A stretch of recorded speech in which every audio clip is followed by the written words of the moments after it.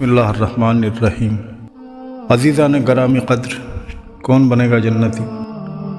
یہ تو اللہ اور اللہ کے رسول ہی بہتر جانتے ہیں۔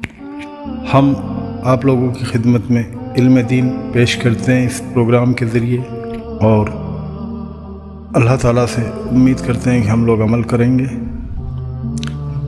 لیکن کچھ جانور ہیں جو جنت میں جائیں گے، جو انسانوں کے علاوہ جانور ہیں وہ جنت میں جائیں گے۔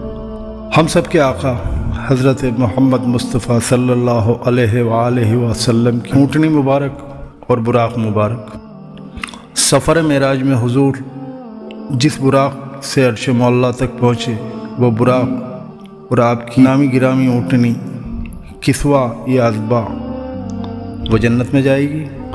حضرت اسماعیل علیہ السلام کا وہ مینڈا بھی جنت میں جائے گا۔ حضرت ابراہیم علیہ السلام نے جب رب کے حکم پر اپنے بیٹے حضرت اسماعیل علیہ السلام کی قربانی پیش کرنے کا فیصلہ کیا، مگر وہ صرف آپ کا امتحان تھا۔ جب آپ نے اپنے پیارے بیٹے کے گلے پر چھری چلائی تو مولا کے حکم سے حضرت جبرائیل علیہ السلام جنت سے جو مینڈا لائے اور جس پر چھری چلی، وہ مینڈا بھی جنت میں جائے گا۔ حضرت سلیمان علیہ السلام کی چیٹی اور ہدہد،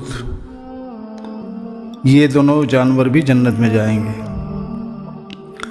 اس کا پس منظر کچھ یوں ہے۔ ایک مرتبہ حضرت سلیمان علیہ السلام ایک عظیم لشکر کے ساتھ ملک شام کے جنگلوں سے گزرے۔ ایک چیٹی جو کہ اپنے قوم کی سربراہ تھی، اس نے اپنی قوم سے مخاطب ہو کر فرمایا کہ اے چیٹیوں، اپنے بلوں میں چلی جاؤ، کہیں ایسا نہ ہو کہ حضرت سلیمان علیہ السلام اور ان کا لشکر تمہیں کچل ڈالے اور انہیں خبر بھی نہ ہو۔ جب اس نے یہ بات کہی تو لشکر اس وقت تقریباً 5 کلومیٹر دور تھا، مگر ان کی یہ بات حضرت سلیمان علیہ السلام نے سن لی اور اس کی دانائی پر مسکرا دیے۔ یہ چیٹی بھی جنت میں جائے گی۔ سیدنا سلیمان علیہ السلام کو اللہ تعالیٰ نے ایسی بادشاہت عطا کی تھی جو بادشاہت اللہ تعالیٰ نے آج تک کسی کو نہیں دی۔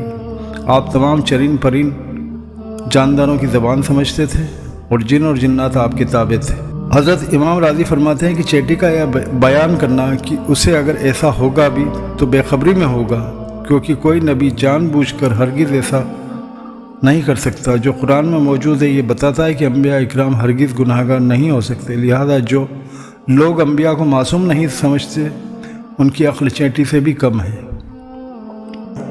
یہ ویڈیو اب یہیں اپنے اختتام کی جانب بڑھتی ہے۔ اسلام کے سوالوں پر سلسلہ جاری ہے، آپ ہمارے ساتھ جڑے رہیے، علم دین سیکھتے رہیے، علم دین سکھاتے رہیے اور علم دین گھر گھر پہنچاتے رہیے۔ اللہ تعالیٰ تمام عالم اسلام کو اپنی حفظ و امان میں رکھے۔